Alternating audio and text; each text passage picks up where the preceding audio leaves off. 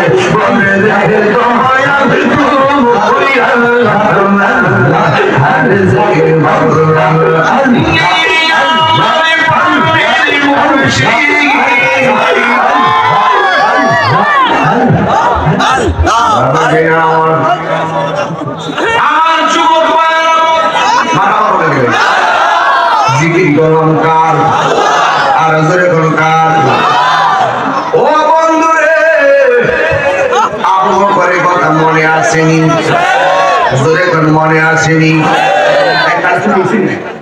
আপনার কষ্ট নেই নয় কারোর সঙ্গে একটু জিজ্ঞেস করলাম ঠিক আছে ঠিক আছে কষ্ট হিসাবে নাকি কষ্ট হিসাবে নাকি আমার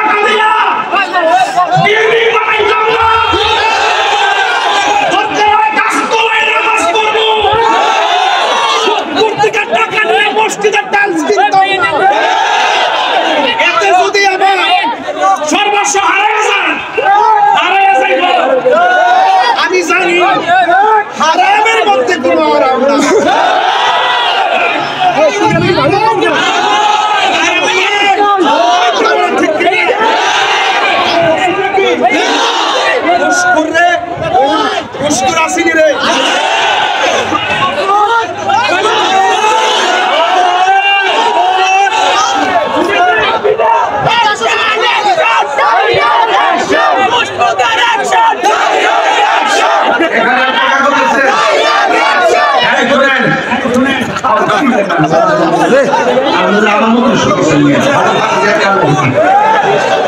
এখানে একটা কাগজ আছে বইটা লিখাইছে সারা জীবন বলছি যেটা মানুষের নেতা মানুষের লোকের শত্রুতামি করে এখন কি যেটা মানুষ মরা মানুষের লোকের শত্রুতামি শুনছে কিছু লাশ সুর আছে না লাশ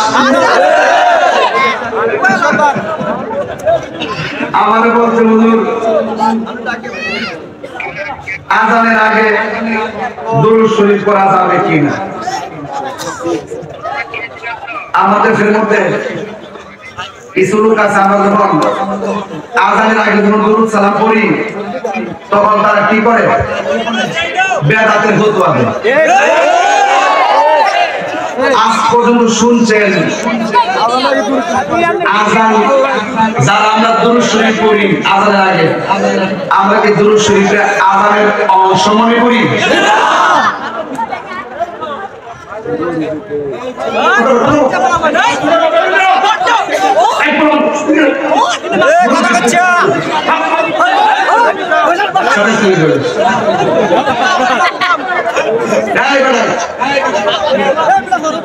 সুন্নি মসজিদে যখন আজানের আগে আসসালাতু ওয়াসসালামু আলাইকা ইয়া রাসূলুল্লাহ পড়ে এটাকে আজানের অংশ মনে করে বলে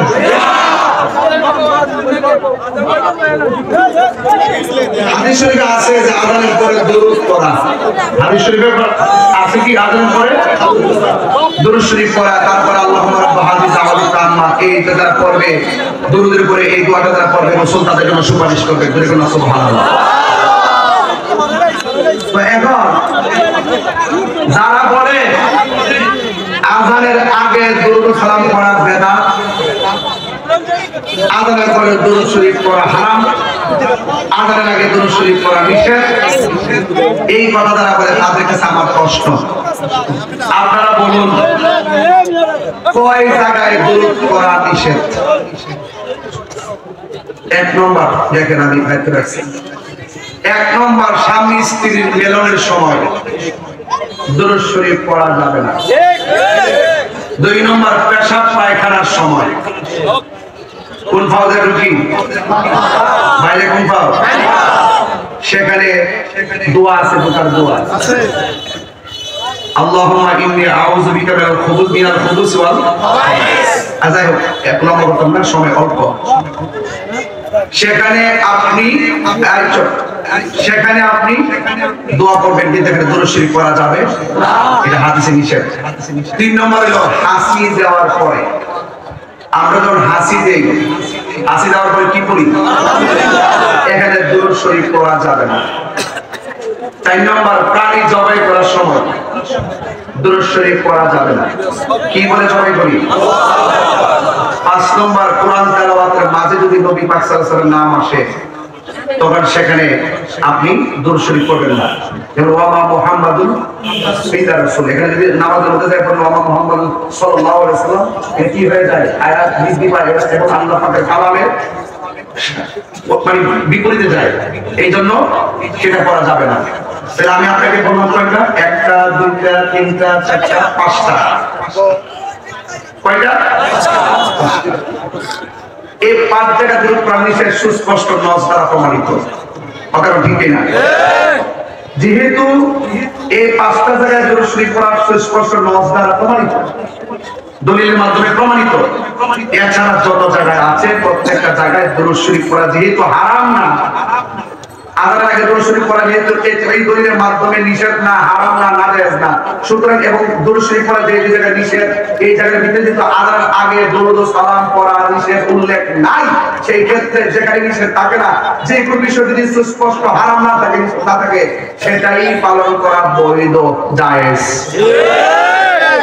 পরিষ্কার নাকি একবার খেলাধুলি করবেন খেলাধুলি করবেন খেলাধুলি করলে বই ফেলার সাথে এক দুই নম্বর জানাজার নামাজের পরে দোয়া পড়া এটা আমরা দেশে জানাজার শুরুই লুই তিন শ্রেণীর মানুষের ডাক্তার দেখে এক শ্রেণী আমার কাম আছে জায়গা আরেকটা লোক আছে আর তিন নম্বর হইল কিছু লোক আছে দাঁড়িয়ে থাকে আমার প্রশ্ন জানাজার আগে দোয়া করা যায় আছে কিনা আমার দেশে কিছু লোক আছেন যারা ওলামায়ে কেরাম দিতে আছেন, তারা বলে জানাজার নামাজটাই দোয়া। ঠিক, ওরা কি বলে? জানাজার নামাজটাই কি দোয়া। এই যে একটা কথা বলে, এই কথাটা গলত। ঠিক, এই কথাটা বলা যাবে না। জানাজার নামাজটার মধ্যে দোয়া আছে এটা বলা যেতে পারে, কিন্তু জানাজার নামাজটা করছি এইটা টোটাল প্যাকেজটাই দোয়া, এইগুলো বলে চালিয়ে দেওয়াটা এটা সত্যকে আড়াল করার নামান্তর। আপনি যদি বলেন যে জানাজার নামাজটা দোয়া, তাইলে আমি আপনাকে প্রশ্ন করি, জানাজার নামাজের 4 তাকবীর, উত্তর দিকে ফিরে দেবে 1 তাকবীর, দক্ষিণ দিকে ফিরে দেবে 1 তাকবীর, পূর্ব দিকে দেবে 1 তাকবীর, পশ্চিম দিকে দেবে 1 তাকবীর, নামাজে বলি এক। দেখেন যারা বলে নামাজটাই দোয়া, আর আমি বলবো জানাজার নামাজটা দোয়া না, এটা নামাজ।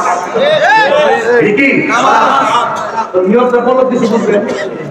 নিয়ত হইল নাবাইতু আন ওয়াদিয়া লিল্লাহি তাআলা আরবাআ তাকবীরাতি দুআইল জানাজা। হবে না, হবে না, কিসে হবে না? কি হবে? সালাতিল যুহর, সালাতিল ফাজরে, সালাতিল যুহরে, সালাতিল আসরে, সালাতিল মাগরিব, সালাতিল ইশা, সালাতিল আওয়াবিন, সালাতিল তাহাজ্জুদ, সালাতিল ইশা, সালাতিল জুমা, সালাতিল জানাজা। ঠিক,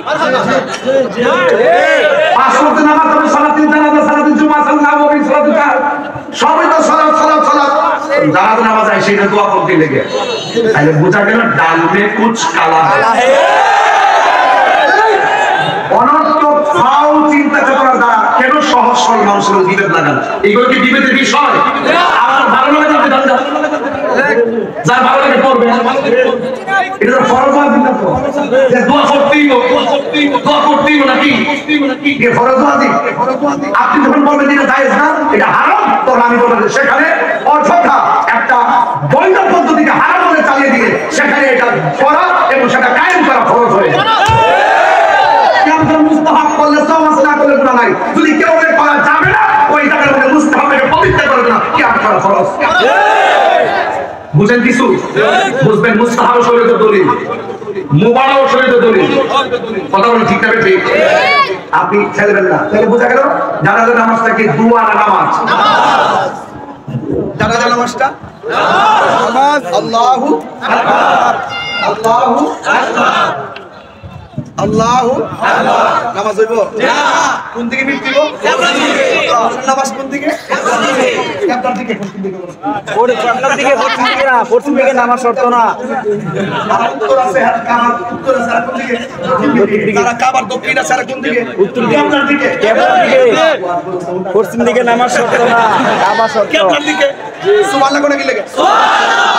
তাহলে যোহরের নামাজ কোন দিকে? কাবার দিকে। যোহরের নামাজ কাবার দিকে, আসরের নামাজ কাবার দিকে, মাগরিবের নামাজ কাবার দিকে, ইশারের নামাজ কাবার দিকে, তারাবির নামাজ কাবার দিকে, জুমার নামাজ কাবার দিকে, জানাজার নামাজ কাবার দিকে। জানাজার নামাজটা মূলত নামাজ, এই জন্য অন্যদিকে ফিরে পড়লে হবে না, এটা নামাজ দিকেই কিবলার দিকে ফিরে পড়ন লাগে। ঠিক, দোয়ার জন্য দিক শর্ত না, নামাজের জন্য দিক শর্ত।